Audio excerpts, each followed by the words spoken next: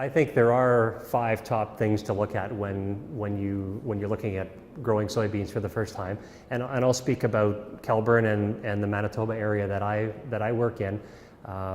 Variety selection is still important in our area, but we have the luxury of a longer season, so we have the opportunity to grow more varieties. But still, variety selection is important for your area. Field selection is important, getting that field prepared in the fall to plant your beans next spring. We emphasize soil testing to know what your soil test P levels are at, what your salt levels are at, what your carbonate levels, which all affect your soybean crop. And that you take into consideration your fertility for the spring. Then when it comes to spring planting, you're taking soil temperature into account, planting depth, just your drill setup or your planter. And then once you get into the rest of the crop, then it'll be similar for Orland and I, where you're dealing with other issues that you'd be looking at.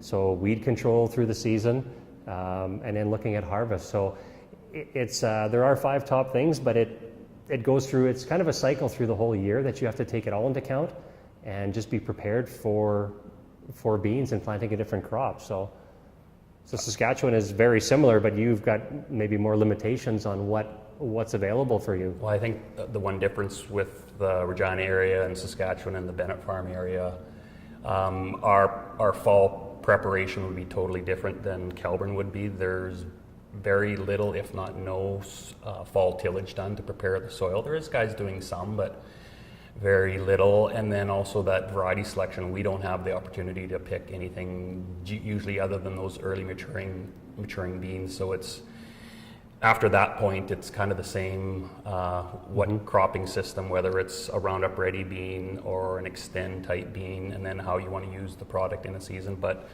soil temperature, seeding depth, getting the right rate for right population for your beans, and keeping it clean through the season to get it through harvest. And one thing I learned with soybeans, especially this year, regardless of if you have subsoil moisture, if you don't get that rain in August, you don't get those high yields. And that's been proven in other places, and I've seen it myself. For sure.